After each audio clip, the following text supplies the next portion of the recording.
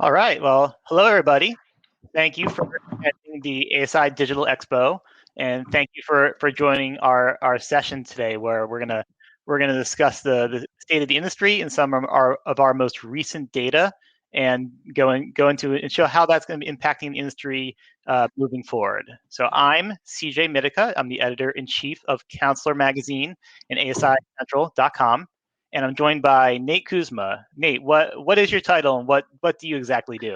So my exact title is Executive Director of Research and Corporate Marketing, and also trade show attendee marketing. So we're a lot of hats like just about everybody else nowadays. But yeah, all of the research that goes through ASI editorial, all the research editorial uses, all goes at least some points through me. Great. So we're gonna dive into our presentation in just a second. Just a reminder, though, we have about half an hour here, and we will have Q&A time at the end. But if you do have a question, you can type it into the chat box, and if we see it, we'll be able to get to it along the way. And also, there will be the presentation will be available after this session, and there will be a recording of this presentation as well. It'll all be available at ASIShow.com. So I'm gonna share my presentation here. The first thing that I want to ask you, Nate, before we dive into all this data, is can you tell us where you see the industry right now, having come out of 2020, and where it's headed in 2021? Yeah, I mean, so the industry survived. I mean, that's. I mean, obviously we're here, so that's sort of a given, right? It was tough. It was a tough year. Earlier on at the opening of the show today, Michelle Bell touched on the fact that, back at the in Q2, we were expecting the sales in the industry might be down 35-40% or more, right? It was crazy. There was so much unknown back then, and there's still unknown now for sure, right? But I think that there's certainly the clouds are lifting. So we're starting to see improvements, and we saw improvements every quarter throughout 2020 from when it hit rock bottom. It hit rock bottom in Q2. Like, there's no doubt. Sales were down for almost 45% year over year. That's unheard of. I mean, that's a catastrophe. Yeah, but definitely. They kept improving quarter after quarter and month after month. So that's really where I see it going. I see it's going to still continue to improve. Listen, I don't need to say this, but until we start seeing large events and gatherings and such start to becoming more back into vogue, right? Well, all of a sudden they start to happen more often, it's going to be somewhat muted. But once you see that, and once you start to see those on the horizon, now I think that there is a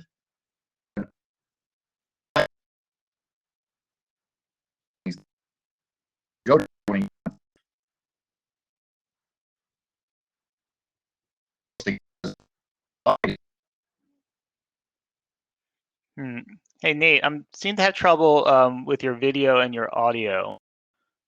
So I don't know if it's a connection part on your end or not.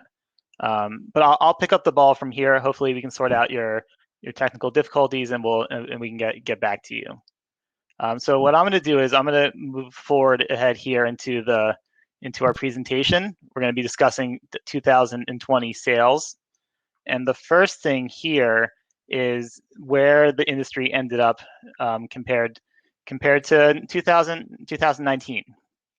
So if you look at the data, overall, the promotional products industry was down about 20%, 19.8%. The numbers are different for small distributors, medium-sized distributors, and larger distributors, and we'll touch on that in a little bit, because I think that disparity is very interesting and can be concerning for certainly some people in the industry. But to dwell on that 20% number, and Nate touched on this, we'll certainly go into it more as we look at some of the data from the previous year and how it went quarter by quarter. If you were before 2020 occurred, if you were to say that the industry is going to be down 20%, you would say that that's a catastrophe. That's the worst possible scenario you can imagine. But as Nate alluded to, seeing where things were at rock bottom in Q2 and where things ended up, that I find that to be, I think Nate would agree, That's a very encouraging number. The fact that the industry was able to recover, companies were able to find new revenue streams, as we'll definitely talk about in a minute. To end up at 20% is a great spot. All right, Nate, welcome back. Can you hear me any better this time? Yep. Now it's better. Yeah. All right. So for those who say data is gobbledygook, you were testing it out for sure with your audio, but now it seems to be working fine. That's great. Thanks for that. So I was just getting into the actual figures. In 2020, the industry as a whole was down 20%, and like you said, like things hit rock bottom in Q2. For the industry to end up at 20% before the year started, obviously that would seem to be a catastrophe. But looking back on it now, what does that figure say about where the industry ended up versus where it was in Q2? That it improved throughout the year. That's really what it does. I mean, that's really what you have to take about it, is that it kept improving. It could have been a lot worse than it was. It's not saying it was good. And this is not disparate. If you were a distributor and you were highly concentrated in certain industries, like hospitality, or sporting events or trade shows, you're not down 20% probably, right? You're down a lot more than that. So it just says that it improved and that there's hope. We have a question about how does this compare to other industries, though. It depends on the industry, right? Some industries just were great this year. I mean, if you're in the home improvement business, or as Michelle mentioned earlier today, you're doing great. But if you're in hospitality, or you're in events or trade shows, you were down a lot more than this. So it's sort of, we run in concert with a lot of other industries. So, and some of those industries prop us up and and really make us strong when they're doing well. But when they go the opposite way and they start to suffer, well, all of a sudden we start suffering too, and that happened. So in a little bit, I'm going to ask about the disparity between the small, medium, and large distributors. But I guess I want to get to why that 20% occurred. How the industry was able to weather it without seeing the significant losses in Q2. I think part of the answer could be seen in this mix of products, specifically the PPE sales that industry companies pivoted to and were able to sell throughout the. How important was it that the PPE sales, in terms of where the final result of industry sales ended up? We would have been down 40% without them. I mean, it's literally that simple. They came in Q2 when most of us had probably never heard of PPE before. I hadn't, right? Did I? And hand sanitizer was something that you got at trade shows, or when I went to pet stores, right? They were giving it away like that's what it was. Well, hospitals. But without those specific items, both the hand sanitizer and the PPE, both blank, which is all it was originally, early on, and then decorated as the year progressed. Without that, I mean, sales would have been down. I mean, they're already, let's be clear, they're already down a historic amount. It would have been a catastrophically historic amount, though. Do these figures take into account the margins, what distributors took home, or is it just the total amount of volume of sales that they did? No, this is just pure revenue. This has nothing to do with profit. Okay, I think that's important to know, because we've heard how the margins on PPE are less, on blank PPE for sure, are less in your traditional promo products, but obviously the volumes can be much greater, and the shifting of pricing that occurred throughout the year. It was certainly like a wild ride for distributors trying to navigate all that. Yeah, and as part of that, we're actually going to be next week. Next week, we are launching our sort of hallmark report. The state of the industry study is launching next week, and we're going to be measuring those. We're going to be really seeking out our members and really working to measure those, so we can report back to the industry exactly what happened. So last year, Counselor named face masks as product of the year. PPE was such a major part of our coverage. We knew it was a major story at the time.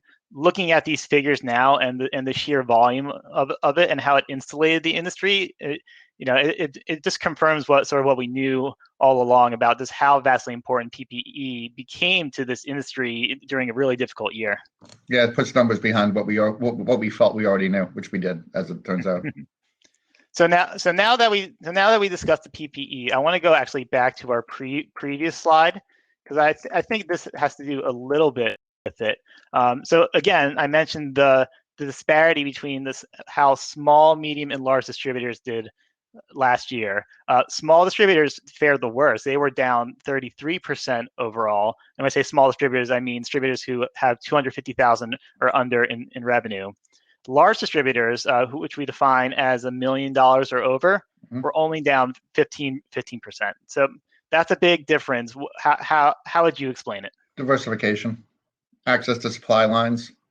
Bigger distributors are going to have probably a more diversified customer base. And if you get above that, if you get above like the 5 million or more, then it even gets a little bit less. It's diversified customers, it's diversified supply lines. They probably had relationships with suppliers that already had PPE or the ability to create PPE in large quantities in their pipeline. They didn't have to go and form new ones, so they got pushed to the head of the line. It's economies of scale too. I mean, they could probably afford to take lower profit margins right off the bat, and we're able to get up and running quicker. Yeah, certainly the access to PPE is an important thing, because as we've heard from countless different companies, finding supply was hard. It was tricky. Not every supplier had access to it. Certainly, suppliers diversified their product lines and were able to bring more of it in. But there's a lot of other sales that were out there that distributors were quick to jump on. And so how did they do that? They ended up going direct overseas to where they had access to that supply of PPE. Smaller distributors don't have the same sort of wherewithal to navigate that tricky task of directly sourcing overseas. Yeah, for sure. Okay, and just a reminder, again, if you can type questions in the chat throughout the session, and also be sure you do it in the session chat, not the event chat. So because the event chat goes to the entire Digital Expo, the session is just for us. So all right, so we're going to move on here, and we're going to look at a pair of slides that show similar type movement. So the first is the industry sales by quarter, and like you said, Nate, Q2 it bottomed out at 44%, and then next 2 quarters. I mean, how'd you characterize that improvement compared to Q2? Just improving. I mean, that's all it was. It was basically a little bit of a light at the end of the tunnel. There were bumps along the way. We were looking at this on a monthly basis, and there were certainly, whereas August was looking, great, then all of a sudden it took a step back in September as things started to surge again. But so it's certainly not, it's not going to be a straight line. It's not going to be a straight line. If we were looking for a pure V, like it going back up, it didn't happen. It kind of leveled off. But it's improving, and it will continue to. I would strongly anticipate. And so along the same lines, if you look at this at our counselor confidence index, there's a similar movement. So just real quick, Nate, can you describe what the counselor confidence index is and what it indicates? Sure. Long ago, and I mean long ago, like probably going back 20 years ago, long before I joined ASI, my predecessor, they started this thing called the counselor confidence index, and it was modeled after other types of confidence indexes that are out there, the economists and such. What we were trying to figure out was how is the industry doing relative to how it did in the past. So they set a benchmark of 100. That's where it was. Anything above 100, that was better. Anything below 100, it was worse than it started out. The lowest it ever got before this was in the 70s. It hit 54 in Q2. So like even if you don't even if the math behind it isn't quite necessarily as clear, you get where that is, right? It was the lowest point through the .com crash, through the financial crisis, through everything else that happened in terms of economic upheaval. It cratered in Q2. So now we're back to, it's still low. Anything below 100 is for my probably 7 years here at ASI, it never once touched 100, not even close. Even through recessions, it did, and it's inching its way back up. So you already discussed this some, and I just wanted to get a little more information from you about it. Improving quarter by quarter. looking at the trend of improvement, where do you think that leaves the promotional products industry at the beginning of 2021, and what its rate of recovery could look like over the span of this year? I mean, again, it comes down to, we're dependent on other industries, right? Like, for what there's some industries that we need to see come back, and they need to come back in a big way. So we need to have trade shows come back, and they're not coming back until probably Q3. I mean, let's be, honest, like there's going to be a few, but they're going to be smaller in scale if they have them. Sporting events need to be attended. People need to, colleges and universities and schools need to get back in session full time. The sooner that those things happen, the better. But not until those are we going to see what we would consider to be, back into the positive when we start seeing year-over-year growth. Listen, I can tell you right now, Q2 this year is going to be a historically high growth rate over the prior year. Okay. So if you're looking for numbers, it's going to be historically high, no doubt about it. Because we're coming from where we were last year, right? But if you compare that to where we were in 2019, no, it's still going to be down. It's going to be like this. We're not going to all of a sudden recoup the $6 billion, $6 billion we lost last year in 1 year. That's not going to happen. It's going to be a multi-year struggle to get back to that point. Yeah, and we've been hearing that a lot from the distributors and suppliers where we've spoken to, and when we write articles for Counselor and for ASI Central, it's not going to be a quick process, and I think patience is the operative word at the moment. Yep, agreed. All right, so we're going to shift gears and dive into some new data that we just released. I think 2 weeks ago, regarding ESP Search Stats. So I'm going to show this here. These were the top 100 ESP searches in 2020.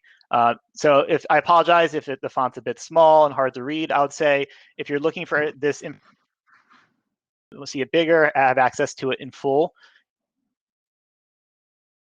To news of our top stories right now. Also, that bit.ly link works too, and that'll take you straight to this new page we just created. So Nate, can you explain what this is, what kind of data it's measuring, and what kind of conclusions readers can draw from it? Yeah, it's basically just picking up on what are people looking for in ESP. We have a couple of different ways to look at it. We can look what people are typing in the search bar. What are they actually clicking on? Like, what are the top categories of products that they're looking for in ESP? In 2020, number one was masks. Number two were hand sanitizers. Not a shock, right? But my God, you showed me this chart in February. I'm like, what happened? Like, I don't even know where to begin, because I'm going to tell you that masks wasn't in the top 100, if even in the top 1,000 prior to this event. I don't think it wasn't even close. Hand sanitizers have been around for a while, for sure, in the promo industry. But, masks hadn't been. And all of a sudden to see them just skyrocket. And we saw this in March, April, and May, just like this gigantic jump up. That's what it tells you. It tells you, but what I can tell you this is important. In December, we finally start to see them not be the number one and number two products being searched for in ESP. They're being replaced by traditional promo products, and that is a great sign for the industry. These PPE products and hand sanitizer are still there, but there's the return of other products as well. Yeah, so let's dive into that a little bit more. So first, I want to show our top 10 in full here. So this shows the top 10, but also indicates size. So the taller the item, the bigger the bubble, the greater number of searches, and it's all comparison to masks. Masks were the number one, and then everything else is in comparison to that. So I believe hand sanitizer was about almost 50% less searches. Yeah. So about. Yeah, so that's interesting, because early on in let's say March and April, the demand for hand sanitizer was huge. Masks were just starting. Since then, obviously, masks took off the rest of the year, and they're the clear number one in terms of what people were searching for. People knew where to find hand sanitizers, right? There's some big suppliers in the industry, right? Nobody knew where to find masks. Like, it was like, people were like, really, that was something they had to discover right off of the bat on where to find them and what they could where they could source them from quickly, very quickly. So, and also it's interesting to see, as you mentioned, pens, bags, mugs, those were down even further. And like you said, they came on stronger at the end of the year. So it's actually pretty amazing they ended up where they were, considering where the place they were at in Q2, which was basically nearly non-existent. Very completely non-existent. Like, I mean, it wasn't zero, right? It's nothing's ever zero, but my God, it was like, it was almost, yeah, they were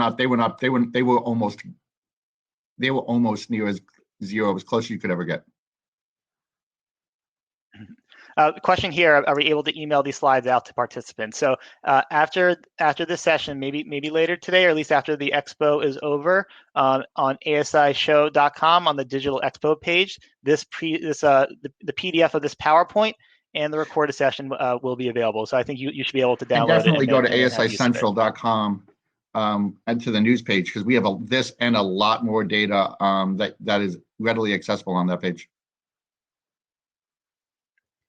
All right, so let's move on and go in a little deeper into this mass data. Now, this is actually, we're going to come back to some of this ESP search data, but I want to go into mass a little bit further.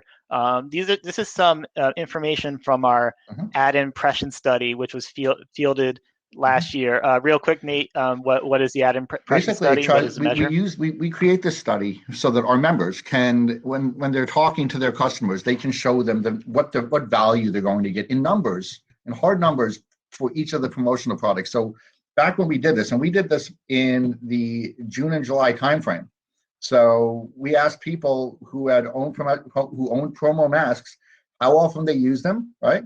How many people they would come into contact that would see the mask, and how long they would keep it for. And you get that number of, all of a sudden, this is the number of impressions that each mask could generate.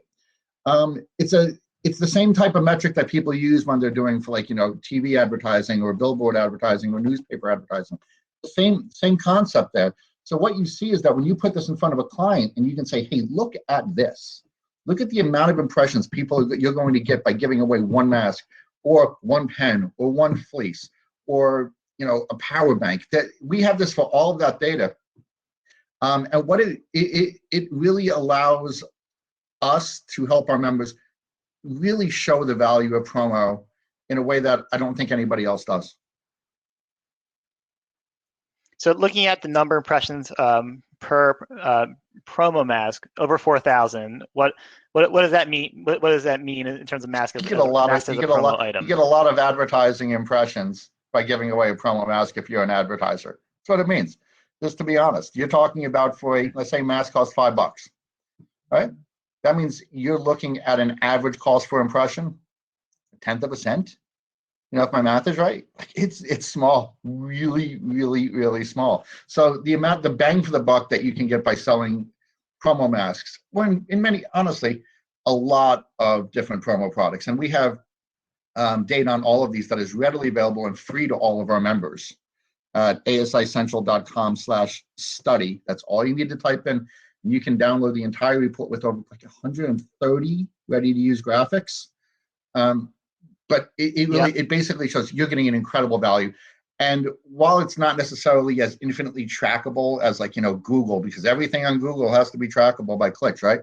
You're getting a lot of positive, lot of positive impressions and movement in people's opinions about the companies that give these away. And we have all that data available for people. Yep. So these are a couple other stats that are from the ad impression study. Over half of consumers would keep a logoed mask for more than 3 months, and 57% of consumers would be more likely to do business with the advertiser who gave them a promo mask. So I think it's been confirmed. Masks are now obviously an established promo category, and people have seen success with them. But these are the numbers that back that up for sure. So, all right, we got a couple more minutes here. I just want to get to 2 more things and we'll be done. This is from the ESP searches data. All the PPE products that were in the top 100, obviously masks and hand sanitizer are the biggest, but certainly other things here. Almost all of them were non-existent before 2020. Yeah, especially coronavirus. But it's interesting that people were searching for that, right? That's what people like. It was like, what else Yeah. could I sell? What should I be doing? What, so like when you think about how people use ESP, they use it in a variety of different ways. They really do, and that's just this is a perfect indication of that. So, real quick question, Nate. 2021 sales of PPE, just sort of generally speaking, where do we What do we imagine imagine this is going to be? PPE?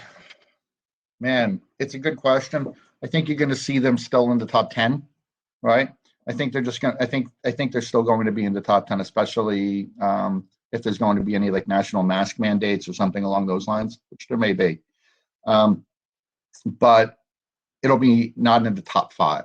I would be shocked if it's in the top 5. I think you're going to have a rise of traditional promo products all of a sudden start coming up. And we saw that in December, and I think we're going to see that moving forward.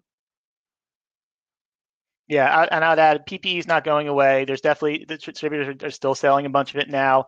It's going to be around this year as long as the virus is still around and restricted, movement and protocols are in place. So PPE is not going away. One more thing. This is also from the ESP Search Data. Drinkware, the most popular category. I think there's 17 items in here total in the top 100. Drinkware is a popular category. What does this indicate to you? Drinkware is one of the areas where we've seen the most amount of growth over the past couple of years, right? There's been innovation. There's been new brands. Matter of fact, Drinkware has become almost like a status symbol, depending on what type that you're talking about here. There's brand names that people gravitate to. I do, right? I gravitate towards specific brands of drinkware. I mean, I actually love carrying them. I think they look cool. They're functional as any other promo product out there. And there's opportunity for differentiation, right, between high-end brands and lower-end brands, and then retail brands as well, which have really entered into this space as well. So it's one of the most interesting categories, and it's the one where we've seen almost the amount of growth over the past couple of years. And we've seen the price points definitely go up thanks to brand names and just sort of increase in performance capabilities of drinkware, and so it's been a very popular seller in the promo industry. All right, so we just got a minute for Q&A here. So if anybody has a question, feel free to type it into the box. In the meantime, Nate, I'll just ask you this concluding question. What's the road ahead for promo? You talked about this a little bit, but like what can we look forward to? You can look forward to improvements. But you can look forward to I think that what 2020 showed us was, if whenever possible, the importance of being highly diversified, as possible as you can in your client base. If you were diversified, you were not as bad off. But that doesn't mean that, like, if you're in 100% healthcare right now, right, you had a great year last year, doesn't mean you're always going to be. So again, no matter where you are, always seek to diversify your client base. That'll, sort of mitigate the chances that when something, absolutely horrendous happens, like happened to everybody in 2020, you can succeed as you go further. All right. Well, great. Well, thank you, Nate, very much today for sharing your data and sharing your insights. My pleasure, C.J. And like I said, this will be available on asishow.com if you want to access the PowerPoint or the presentation. And our contact information is here as well in case you have further questions. So thank you, everybody, for attending and stopping by and watching our session. Have a great day.